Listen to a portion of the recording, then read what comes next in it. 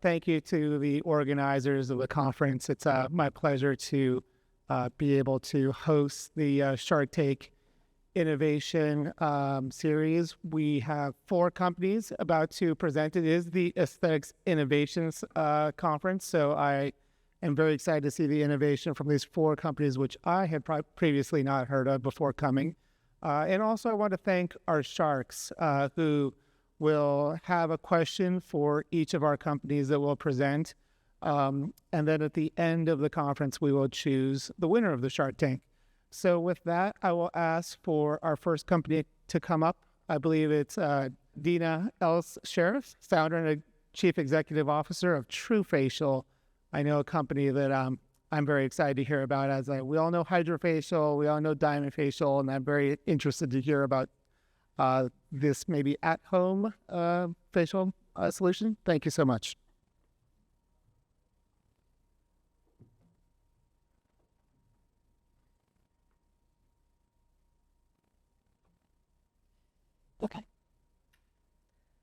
Okay. Good morning, everyone.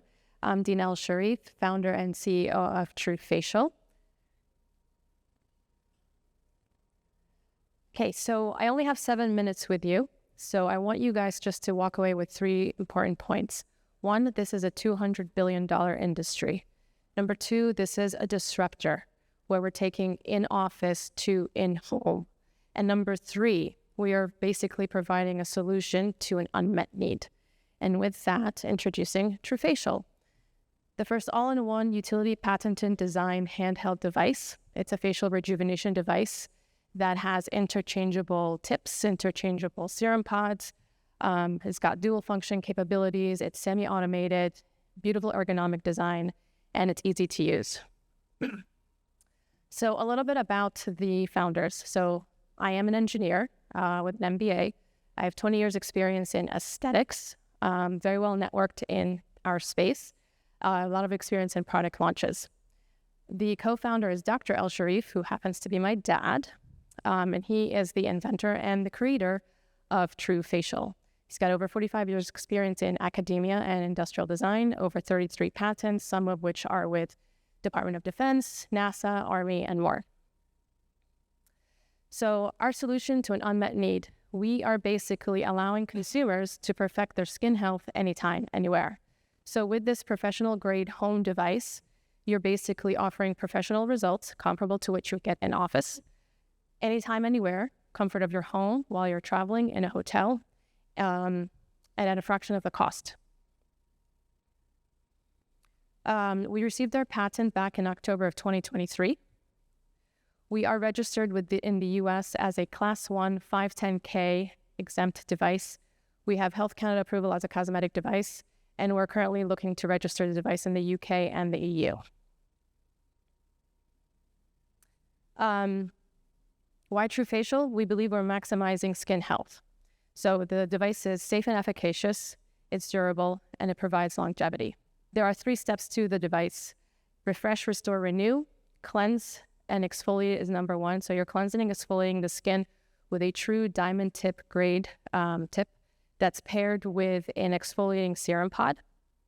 Number 2, you're soothing and purifying the skin with a massaging tip that's paired with either a brightening serum pod or an anti-aging serum pod. And then number 3, you're nourishing and protecting the skin with our microneedling dermal roller that's paired with a hyaluronic serum pod. Our serums are formulated by Owen Biosciences, trailblazers in skin health since 1990. All our serums are clean, sustainably sourced, high-quality ingredients, and we do have, obviously, the recurring revenue from the serums with opportunities of white labeling. Our doctors are calling this a disruptor, a game changer, revolutionary. Our customers are enthusiastic that they can now take care of their skin health at home while basically getting these professional grade results. These are some of our before and afters from some of our studies. This is our Visia grading system. And as you can see from home, you can basically improve UV damage, sunspots, acne, lines, wrinkles, and more. Some more before and after results from our studies. So again, you can see just overall improvements in mild acne, redness, brown spots. some before and afters from home results. So as consumers are using these products, so that the device at home, they're sending and sharing pictures from what they're getting from their bathroom. So again, lines and wrinkles diminishing, 19-year-old with mild acne, just overall smoother complexion. And finally, some results with our purge pods. So after you're done doing your treatment, you're basically running a cleaning solution through your device, and then everything basically comes out into your little purge pods. So you can see in your little pod, dirt, oil, makeup, dead skin cells, impurities all floating around, basically giving you that satisfaction that your skin is truly clean. We've done a few studies, and these are just like snapshots of the white paper studies. So we did have a consumer market study with 100 consumers, and basically you can see that over 90% of the consumers love their TruFacial, would recommend it to a friend. They found that their skin was glowing right after, and so much more. We also did a hydration study where we were basically showing that about 70% the skin is more hydrated by about 70% 30 minutes after a TruFacial. And on the right to that is basically an ultrasound image, again, before and after a TruFacial. We just wrapped up our brightening and our anti-aging pilot studies. So we're getting that written up right now. But overall performance in texture, wrinkles, UV spots, brown spots, redness, P acne, pores, and mild acne. As I mentioned earlier, this is a $200 billion market for skin-conscious consumers. We are seeing a shift, obviously, to home devices, where it's expected to grow to about $9 billion by 2030. And looking at the home devices right now, you can't really say that they're offering comparable results to in-office, but we can truly say with our KOLs that we're working with and our studies that we are delivering professional-grade results at home. A pretty large serviceable, addressable market targeting your microdermabrasion consumers, hydrodermabrasion consumers, and anyone looking to do dermal roller, the microneedling at home. We're all basically looking at omni-channel distribution strategy with our distributors, social media marketers, influencers. And by our next raise, and hopefully looking to have a strategic partner, just capturing 1.4% of the aesthetic veteran, you can see a pretty healthy pro forma in place. And that's my presentation. Thank you so much. And I'll ask our sharks to ask a question.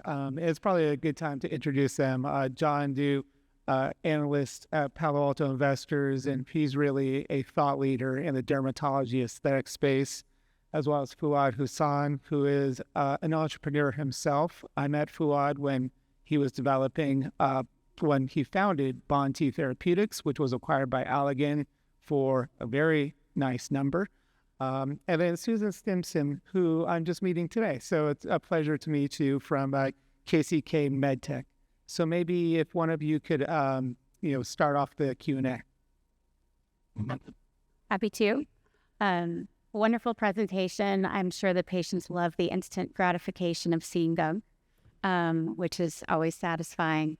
My question is, since this is competitive with professional grade, and that is a service that is routinely offered in many of the practices of the physicians that are represented here today, how do you plan to convince them, to convince their patients and get their buy-in on this home use professional grade system? Great question. We're dealing with that right now.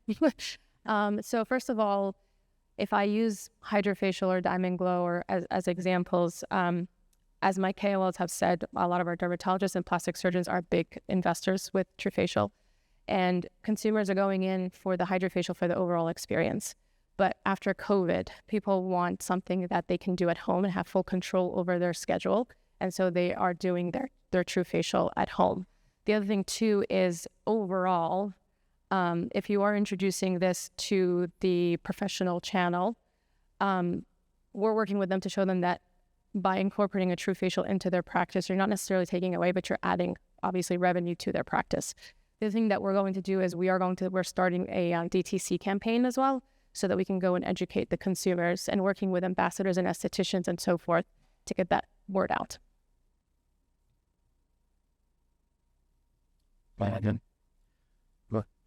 Just a couple of things for me. I know you were talking about the the cost and the serum. Can you give me a bit more on the business model here? So it's going directly to consumer. You're going to be selling to what channels are you going to be selling it from?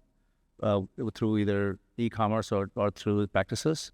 And also if you can break down the cost of good, how much does it cost for you to make it, and how much are you planning on selling it? So we are TruFacial set up as an e-commerce site. So consumers can go online to our website and basically purchase their TruFacial. We also have it set up so that physicians who basically partner up with us, we create an account for them and they're able to order everything. We offer drop shipping. So they can basically order their kits and send them to their office, or they can go and basically drop ship directly to their patients.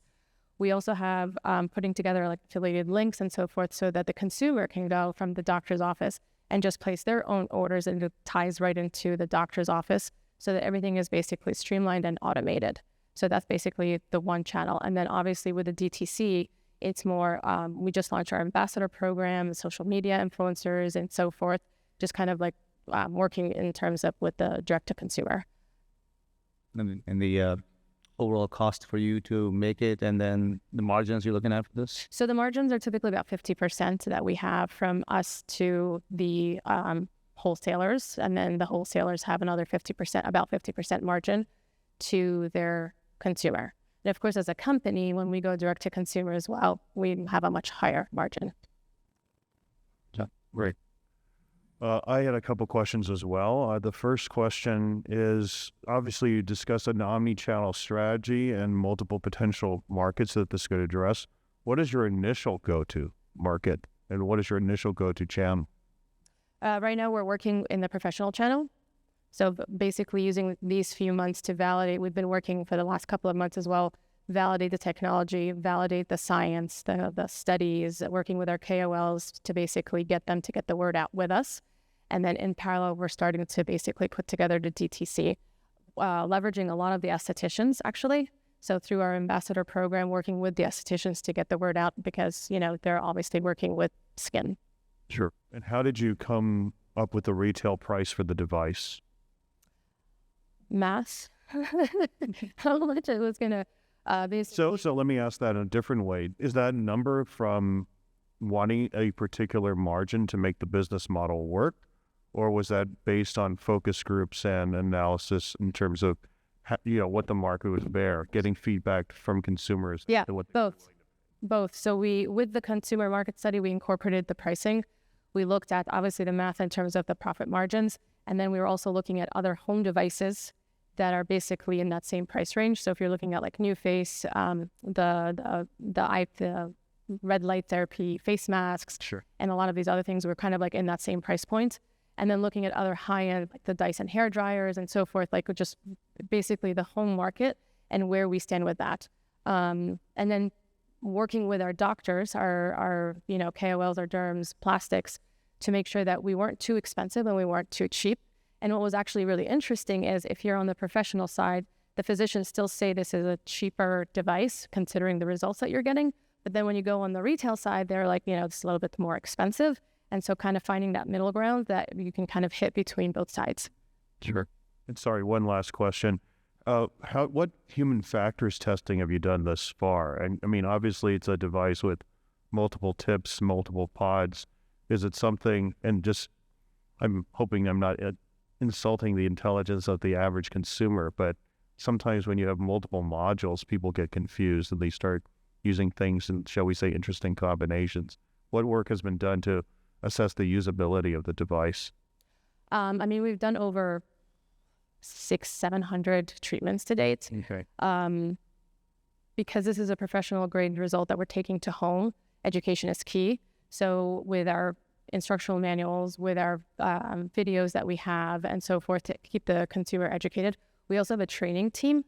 So anybody can basically ask for any kind of demos or help, anything, but that we set up through Teams and Zoom. But it is a fairly simple device. Yes, it's 3 steps, but they're outlined very easily. Like you're going to exfoliate your skin first, and then you're going to massage on your tips, and then you're going to finally finish it off. Very similar to what consumers would do at home, but you're doing it with multiple different things. And all you're doing here is just consolidating everything into the steps for them to actually make it even more simple. Great, thank you. And I just had one question on your projections. Is first year FY1 2024? Is it 2025? Is it 2026? F1 is going to be more of 2025. So we're using this year as we just launched to figure out, understand what our challenges are, validating things, optimizing what we need to do. And it sounds very opportunistic that you're after the disruptive marketing presentations. I know. I'm sure you'll be utilizing. I want to talk to some people. Exactly. Well, thank you so much for the presentation. Thank you.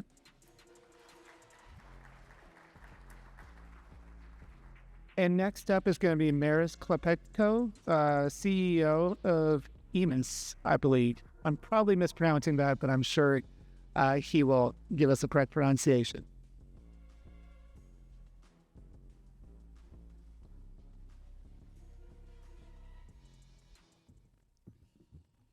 Thank you very much, everybody. Thank you to the jury. I'm very happy to introduce to you and hereby also the North American market, aemos. aemos uses the evolutionary process behind the human first impression in conjunction with artificial intelligence to change the image of injectables as well as improve outcomes for patients. In our journey, we've discovered one problem which tackles all of the stakeholders within aesthetics. This problem is a lack of an understanding and an objective, measurable approach to appearance. For patients, demographics have become ever more broad, bringing with them more diverse desires in treatment outcomes. Practitioners currently lack the training and the tools to translate these diverse desires for outcomes into treatment plans, and industry players within their product development and within their medical research have been focusing mostly on the efficacy of a product, failing to address their social relevance. We, however, have discovered an opportunity within human first impressions. The science behind human first impressions. Within recent psychological research, studies have found that there are certain patterns within facial features which trigger a predictable psychological reaction in the viewer. These psychological reactions are important and make a severe difference in everyday human interactions of our patients.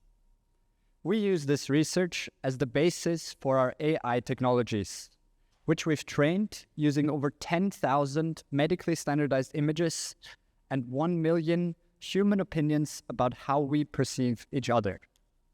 Within our first system, we're able to quantify how a person is perceived on a scale of 1 to 10 and according to 9 different characteristics, such as attractive, awake, happy, and healthy.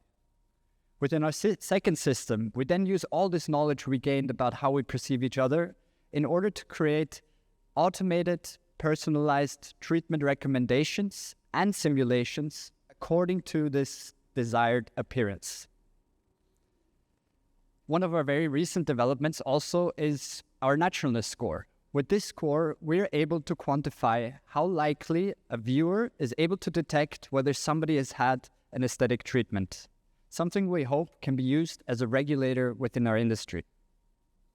So all in all, aemos uses artificial intelligence, again, to change the image of injectables and improve outcomes for patients, providing a technology platform for all stakeholders, a consultation application for patients, a new concept for training and education for practitioners, and groundbreaking AI systems in order to use appearance scoring as a complementary research tool within clinical studies.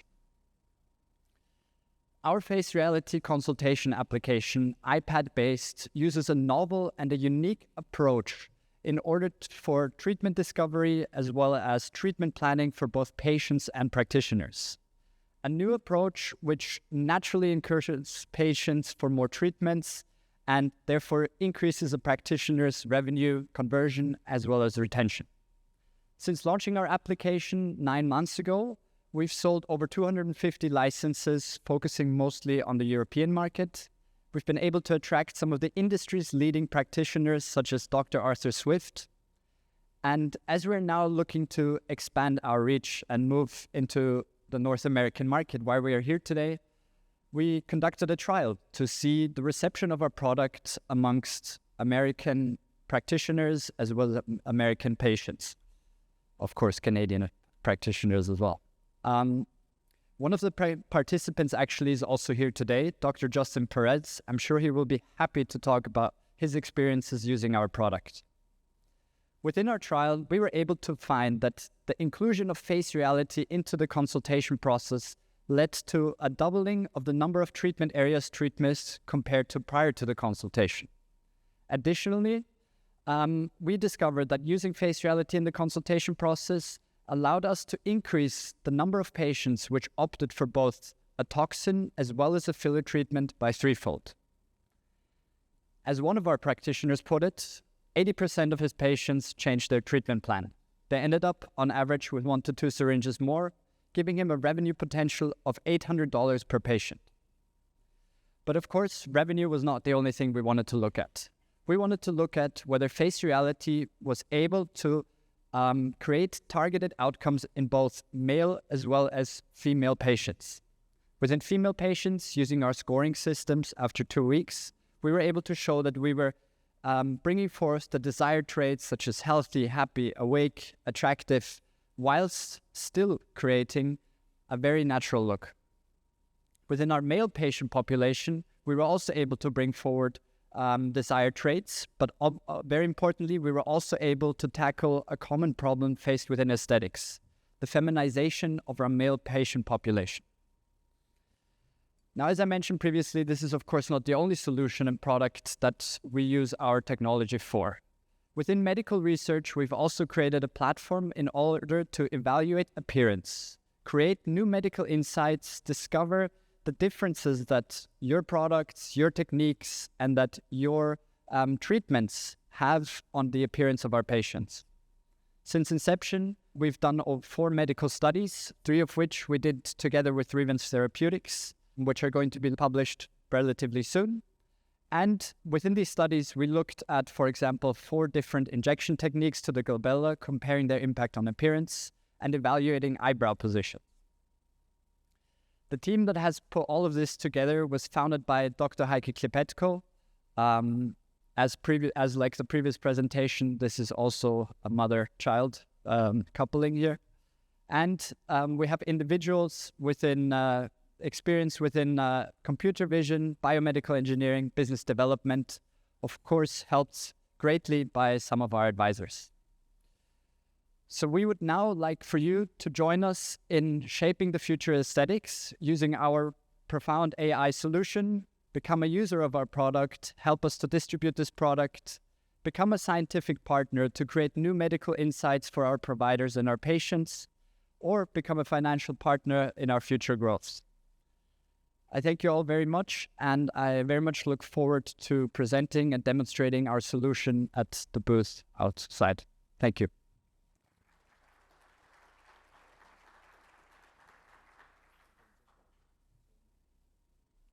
All right, I'll go.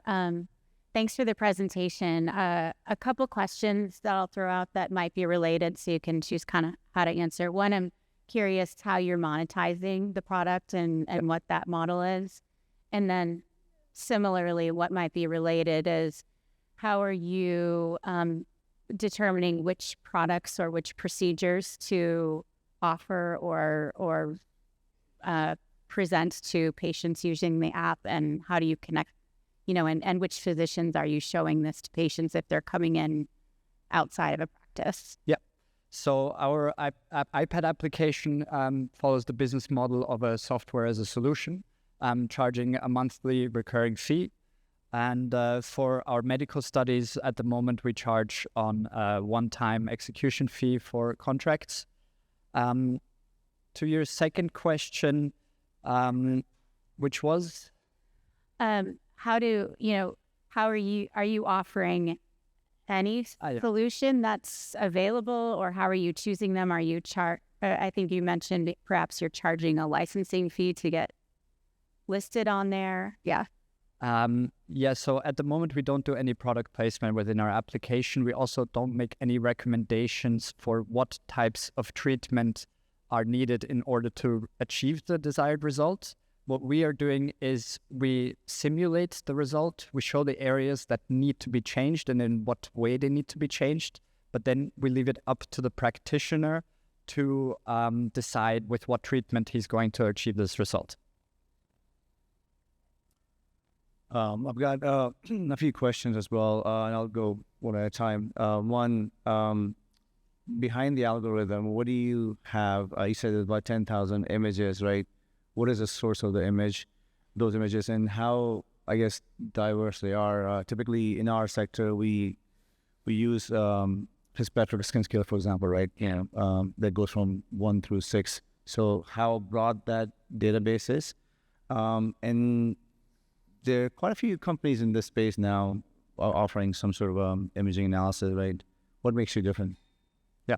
So most of our images actually we sourced from our partnership together with Canfield Scientific, who of course have a vast database of images, as well as having images from medical practices of practitioners within our network.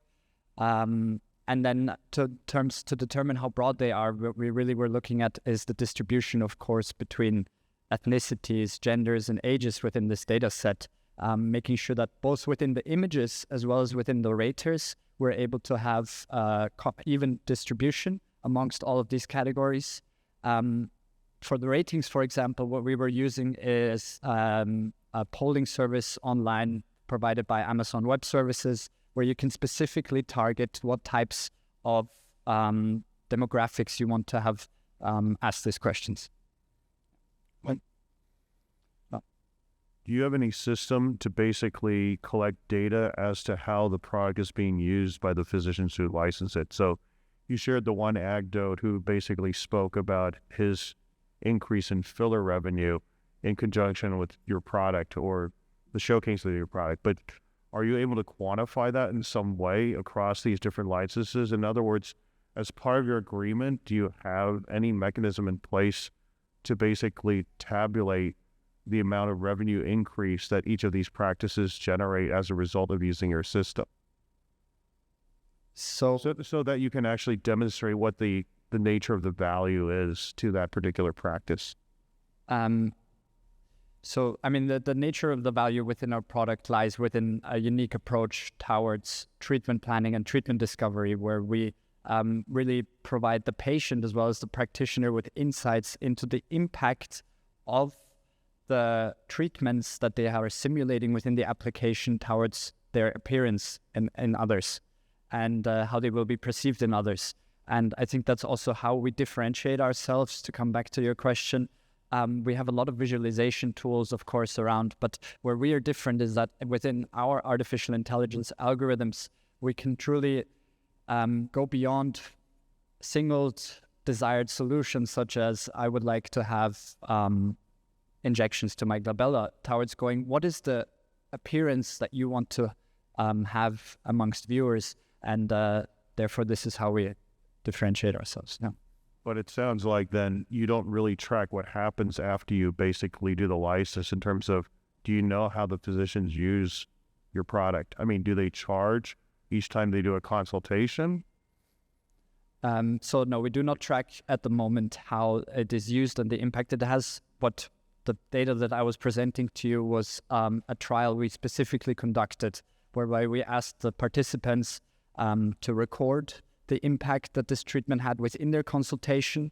Also then asked them to record the impact that this product had in their follow-up consultations. We collected images prior to the consultation as well as 2 weeks after to make the analysis of the impact this had on their appearance. And then, of course, we also conducted interviews with our participants to come up with this data. Great. Thank you. Okay, one last question for me was in terms of the data. What happens with the data in terms of privacy? Is there consent from the patients as well too? What guardrails are you putting for that? Yeah, of course. The data of our patients is a very sensitive topic, and this is why, for the moment, we have chosen that none of these systems are ever sent outside of the local device. So all of the data stays within the local device. Our artificial intelligence systems are currently running locally on the device, and therefore nobody but the practitioner himself gets into contact with the data.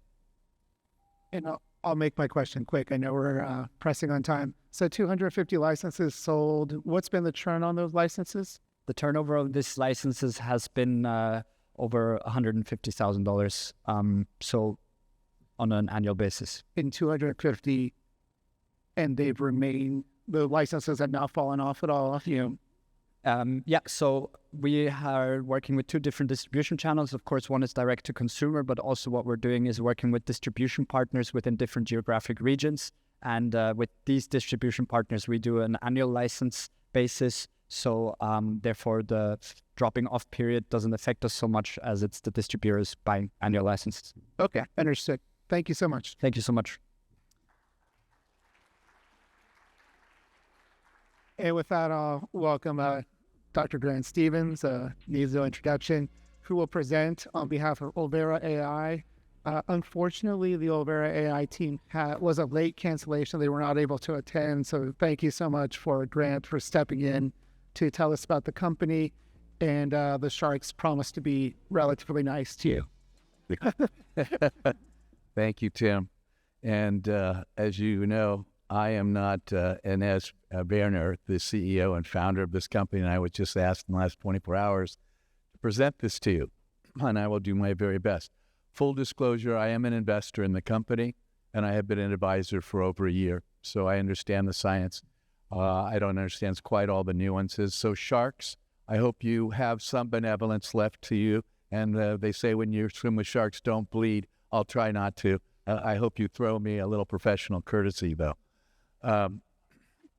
So Ulvera is the name of the company, and it's based out of Tel Aviv, Israel. It's non-commercial at this point. We all know the size of the market, the body contouring market, and we can, I'm sure, discuss this in a post-Ozempic world here later on today, or maybe even during this presentation. But it's my firm conviction that this market is not going anywhere, and I'm referring primarily to fat and skin, and I'll get to that. We also will touch on muscle and maybe even a couple other things. But in any event, we can all agree it's a multi-billion-dollar U.S. market, and it's growing by double digits, some estimate as high as 18%. Now, the problem here is that some people don't like, well, first of all, the starting off point is people don't want surgery. They want non-surgical solutions to extra skin and extra fat, and especially localized bulges of fat. Obviously, people also would like to address muscle and cellulite. She put that in this slide. I'm in no way endorsing this technology for cellulite, not when you have ovally right over there. Okay, the problem with the existing non-surgical, minimally invasive body contouring technologies, we'll talk on in a moment also, but some of them are painful. Some of them take too long to do. Some of them require too much staff time or space, and some have side effects that we've just recently become aware of and have had huge problems in the media and so forth. This solution that I'm going to share with you is absolutely revolutionary. I have been in this space for well over a decade. I've been involved in the development of many non-surgical body contouring products, as you know. And I will tell you, having had all of them done to me, I haven't had this done, but this represents an entirely different way of thinking. So sharks, I hope you understand, we're changing here now the paradigm, which you're going to hear about. This is highly effective, so it's efficacious, and I'm going to show you that. It's well tolerated. The other ultrasound technologies up until now work. They do work. However, they hurt like crazy, and I can address them. I've had them all done to me, and I jump around. I can't stand it. And or they require too much staff time. Okay, and in the staff, I mean with their hands. This is a hands-free technology that is comfortable. I wouldn't say painless, but I'm going to show you a videotape in a moment of it being treated on a total wimp, Dr. Barry DiBernardo. Okay, now how is this different? Well, this is not high-energy focus ultrasound.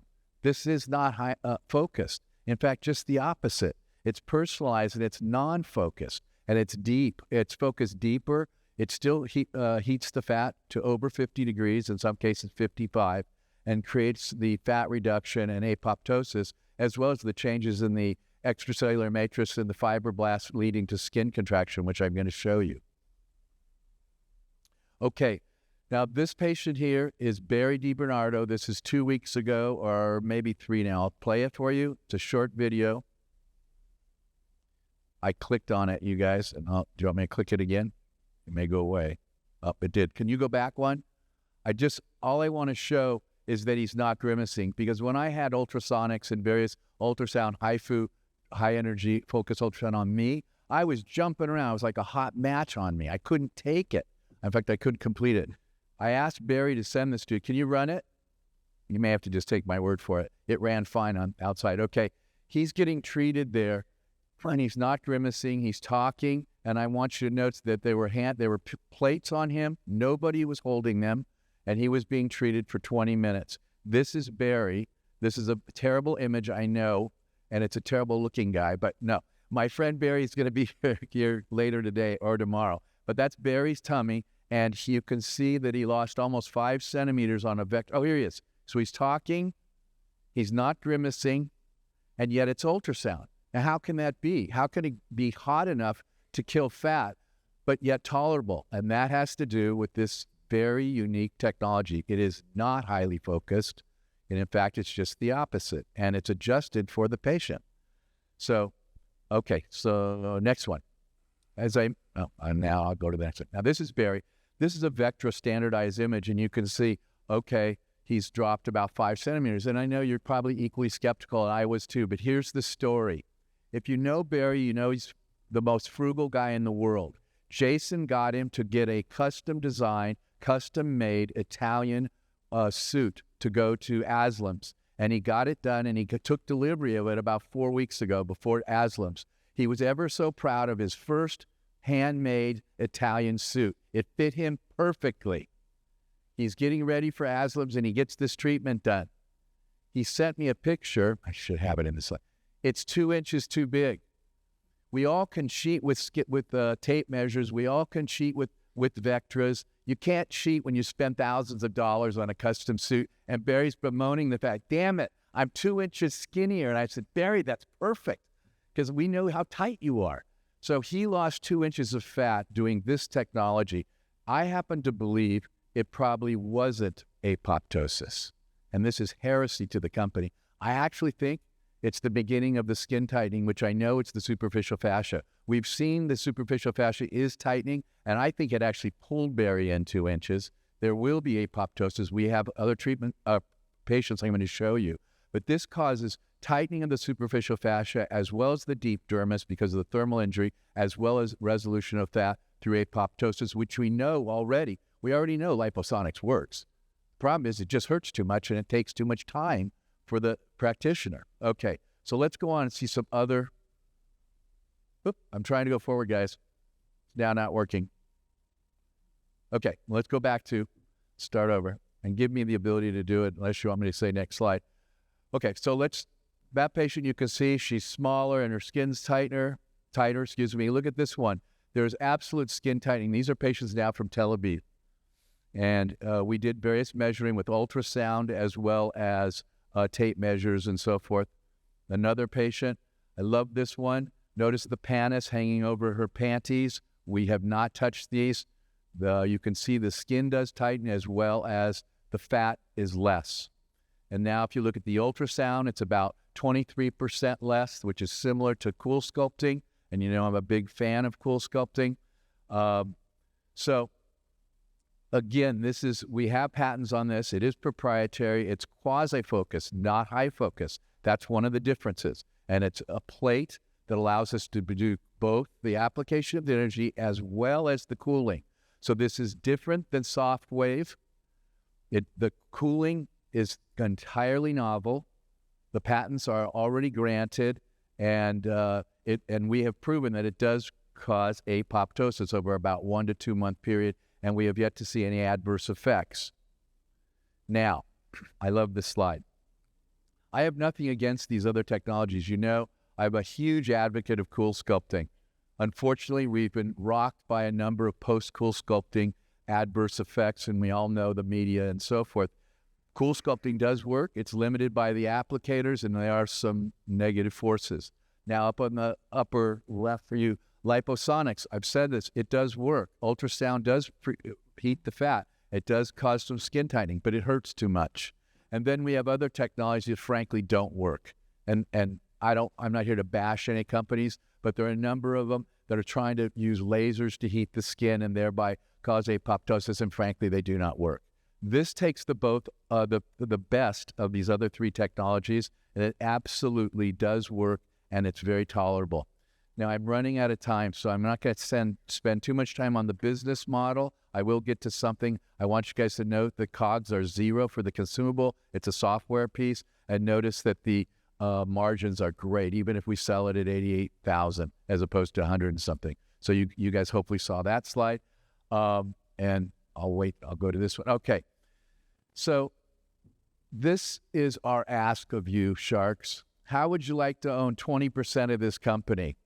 We'll do a pre-money valuation of $20 million, and you give us $5 million today, and we'll give you 20% of the company, and we'll call it a great deal, a great partnership. And with that, we'll get FDA approval, and we'll be all rated clinical, and we'll be profitable in less than 18 months. We have a deal, Sharks?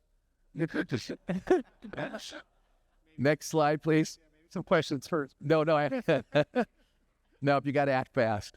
Okay, and you might ask how we're going to do it. We're going to use the 510K route, and that's what we'll be spending the rest of 24 and part of 25, and then we'll be commercial thereafter. Here's our group. I don't have time to go into all of them. You probably recognize a number of them.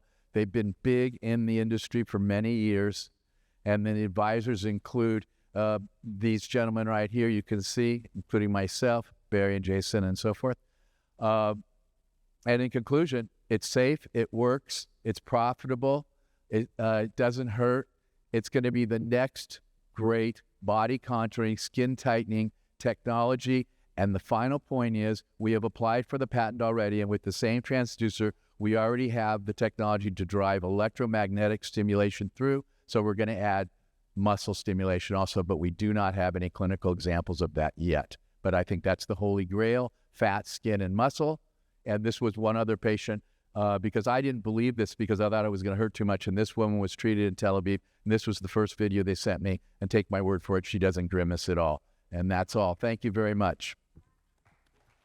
Who has the $5 million for us? I forgot my check spot. Susan, would you like to kick us off again? I can let others. Okay. How about for fairness, we'll have John start. Yeah. Yeah. The first question I had is, what is your go-to market strategy with this? Like, obviously you've got a number of notable KOLs who are going to be espousing the program, but are you going to field a small sales force? You may not be the person to ask this question, but I'm curious what your go-to-market strategy is. I'm glad you acknowledged that. I may not know since I'm not the CEO, but we have talked a little bit about this. It's premature. We figure someone may take us out beforehand, but we are making commercial plans. I talked to her about that yesterday. Sure. I said to her, we don't want to make a company planning on selling it. Let's actually have a commercial strategy. It's the same way that we've learned a lot from Cool Sculpting, the success of Zeltique. We'll probably follow that model. We'll have KOLs, we'll have derm and plastics and other aesthetic providers. The consumers are out there. We know they're there.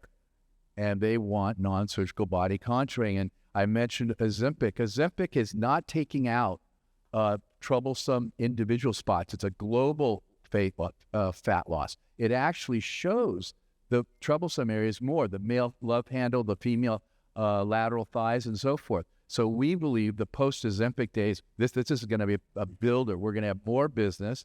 And we all know that post-Ozempic patients have extra skin and loss of skin elasticity, and they have skin laxity, and you've seen the skin tightening with this.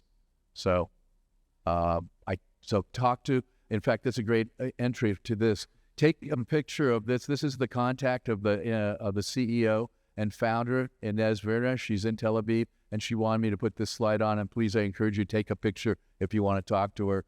But the first $5 million gets it. Well, you took my question, Grant, from about Ozempic, but maybe I could jump in and just ask, how many patients in total have been treated? Do you know the data set that's been available? The anecdotal case studies are interesting, but I'm wondering, have you treated 20 or has the company treated 20, 30, 40? So the Handful? one treatment in the United States has been Barry, Okay. and the unit just came over right before Aslam. So that the one commercial unit we have is in New Jersey with Barry. The other 3 units are in Tel Aviv, and I can't tell you the number of patients in total that they've treated, but it's been a nice number, and it has shown us efficacy, which was my first skepticism, that and pain. All right. So I'm glad you mentioned both Zeltiq and Ozempic, because I was going to agree on that.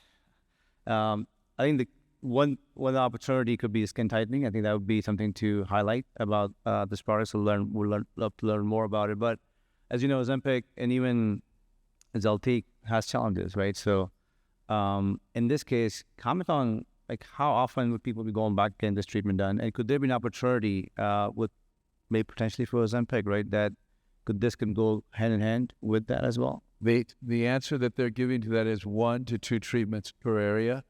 They've seen improvement with just 1 treatment, as I showed with Barry, and these other people were all treated once. But of those photos that were included, there are some people who have been treated twice, and they've been treated in multiple areas.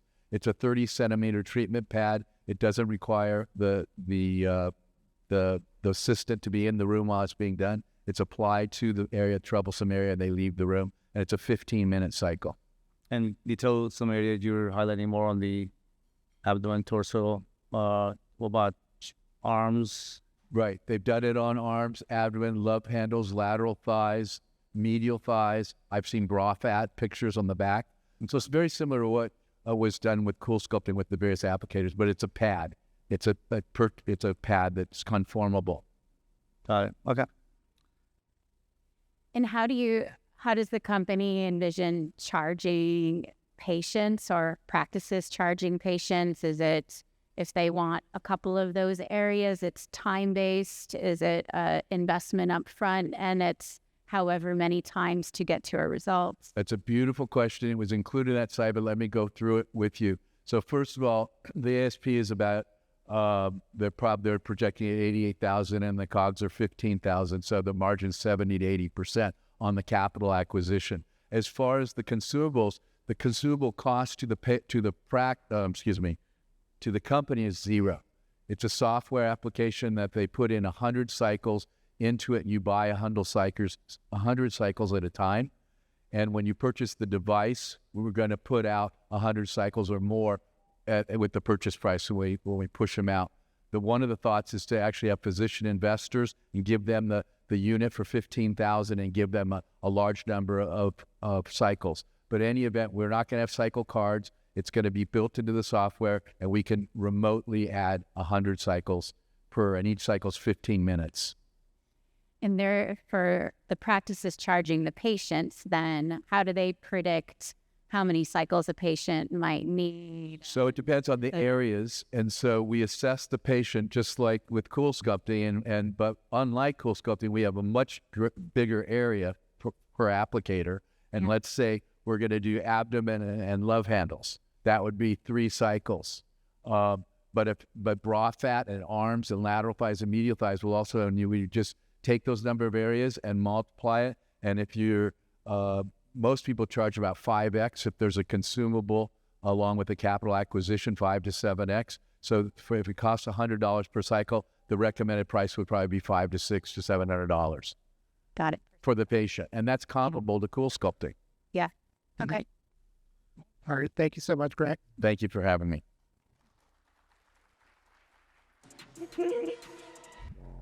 I'd like to welcome now David Kim to present on behalf of Orchid. So David Kirn, sorry, Kirn. Well, I did not expect to be following Dr. Stevens on this. Good morning. I'm Dr. Kirn. I'm presenting on the Orchid fat grafting device, and I'm not afraid to say it. I love fat. As a plastic surgeon, fat represents the ultimate filler for facial rejuvenation and revolumization. And we don't have to worry about allergic reactions or adverse responses to it. It's soft and it's natural. And if you think that's not an important factor for us, Actor Jean-Yves said earlier, Jean-Yves said it's probably at least a $6 billion and probably an $11 billion market for injectable fillers and facial rejuvenation annually. Our goal with the Orchid was to create the best small volume fat grafting device in terms of graft quality, ease of use, and predictability. It's a closed system capable of both harvesting and processing the graft to remove unwanted oil and aqueous fluids. And it works extremely well both in the office setting as well as in the operating room. This is a short video to show how it works. The surgeon attaches a cannula of their choosing. The plunger is withdrawn and it self-retains so that you can maintain a small but effective vacuum pressure in order to liposuction out the fat. We harvest a total of 25 milliliters of fat. After that, we add 5 milliliters of a wash solution, preferentially lactated ringers, but normal saline works well also. And from there, that mixture is drawn into the absorptive chamber, where it's agitated for a total of 1 minute. At the end of the 1 minute, it's returned to the aspiration chamber, and you can already see that the majority of the oil and aqueous have been removed from the graft. But to really optimize the graft, we repeat a second 1 minute cycle, again with some agitation. And now, after 2 minutes of total processing time, the graft is ready for use. Total time from the start of harvest has been about 5 minutes, so this is very fast. The graft can be transferred then in a closed manner to a smaller syringe, which is what we believe most physicians will do for infiltration. And as you can see, it flows nicely through a small cannula, and it's really an ideal fat graft. That graft is very high in fat content and low in oil and aqueous content. There's just a handful of products that compete with the Orchid in the small volume fat grafting market, and our device works in an entirely different manner than anything currently available. While the competing products do produce a nice graft, they tend to be rather labor-intensive and time-consuming because they rely on either decantation or multiple wash cycles to prepare the graft. So the efficacy and speed of the Orchid is a clear competitive advantage. We completed approximately 300 tests to analyze the function of the Orchid, particularly the absorptive process. And the whole idea behind processing fat is to get rid of that unwanted oil and aqueous fluid. We followed the same testing protocol that Allergan used for the Revolve system, which is the most commercially successful device. And as you can see, we compare very nicely versus the two more common methods of processing small volume fat grafts, and we do it in a fraction of the time. Because the Orchid is very gentle to the fat cells, the result is a very high cell viability. We're utilizing an automated cell counting system to determine this, which has provided accurate and consistent data. The cell viability is very high both for the adipocytes or fat cells as well as the stromal vascular cells, which contains the stem cells. And you can see the concentrated effect in these cell counter images as well as the cell size histograms. For physicians, fat grafting with the Orchid offers a much higher margin in net profit as compared to spending their time on injectable fillers. The substantial supply cost of purchasing the fillers is avoided. The numbers used in this analysis are real, and they come right out of my own clinical practice. Due to the very rapid fat processing by the Orchid, it also plays out extremely well in the operating room, where time is a very precious and valuable commodity. Looking at it from the patient's perspective, the fat grafting with the Orchid system is advantageous because they get a lot more volume and longevity as compared to injectable fillers. And certainly from my own experience, many patients are seeking natural alternatives to synthetic fillers. Fat is so popular in my practice, fat grafting, we have a more than 1 year waiting list for the procedure. The global market for facial fat grafting is large. However, the U.S. does lag to some degree, largely because of the marketing and popularity of HA fillers. We believe, however, that a simple, cost-effective, and convenient method of processing fat can significantly increase fat graft utilization because many patients are seeking that natural approach that I mentioned. The intellectual property protection for the Orchid is strong. We have 1 patent issued and multiple patents pending, including a PCT application for global patent protection on the technology. The dye molds to make the device are in-house, and we're currently building design validation units. Testing for the FDA 510K process has started, and we're targeting product launch in fourth quarter of this year. For investors, the Orchid has a lot of advantages because it has a high margin and a low cost of goods sold. We've raised approximately $900,000 primarily from surgeons and other physicians who see the value proposition of the Orchid, and we're seeking to raise an additional $500,000 to complete the regulatory process, build up inventory, and launch sales. The project is led by an experienced team, all of whom have successful medical device experience. Will Whitman and I are the inventors, and we partnered with Medtech, which is a one-stop shop providing all phases of medical device development from concept through sales. I thank you for your attention. I'm happy to answer questions. Thank you. Thank you so much for the presentation. Maybe Fauad, I know there's some time constraints. Yeah, thank you for the presentation. A few things. On the patent first, it's filed but not issued yet, right? The patent pending. We have one issued already, which covers the overall design of the device, a PCT application for global protection, which also enhances the design features, and we're preparing to file one that's specific to the absorptive chamber. Right. Is there anyone else you know in development right now who's doing something similar approach for fat grafting that could be a potential threat down the road? There was a British patent to a device that also contained all in one syringe that had essentially two intermeshing screens inside of it that we had to overcome to get our first patent issued. The issue with that device was that you really could never get a seal on it. I can tell you from a user, it would not work. Right. But the IP was filed, and so we did have to differentiate from that. Yeah. And on the landscape right now, most practices who are doing fat grafting, would you say the centrifuge-based approach is the most common right now? Is that what people are probably doing? And because it's a one-time cost for them, and they just pay for the accessories, right? So. Right. Yeah, I do believe the centrifuge is still the most common technique that's utilized for most practitioners. And it's actually what I use in my own clinical practice as well. The problem with the centrifuge is it's very much a science experiment. You know, you've got to harvest your fat, and then you're centrifuging, you're pouring off little bits. In our analysis, it really produces a much more oily graft than what we realized until we really started looking at the data and spinning it down with the high-speed centrifuge to determine the numbers. Additionally, there's a fair amount of data both that we have and also in published studies that show the centrifuge probably does kill off some of the fat cells because of the high G forces. Okay. And lastly, based on the device, is there any one particular area, whether it's medical aesthetic, body contouring, diabetic foot ulcers, or orthopedics, is there any one area you guys are focusing on? I didn't see any comment on that. Have you identified any areas that make sense for this particular product? I think our launch into the market is easiest in the facial fat grafting market because it's really ideal for that in terms of the amount of volume that we're processing. A secondary market that we've only started to explore really is in orthopedics. There's a lot more interest in injecting fat into joints and rejuvenating the joint capsule because of that. This is particularly appealing because you don't have to have centrifuge and multiple syringes, and it's one-stop. It's very easy processing. So we think that'll have a lot of appeal in the orthopedic space. But we haven't quite tapped into that market. We just had some conversations with orthopedists who are interested. Okay. All right. Thanks.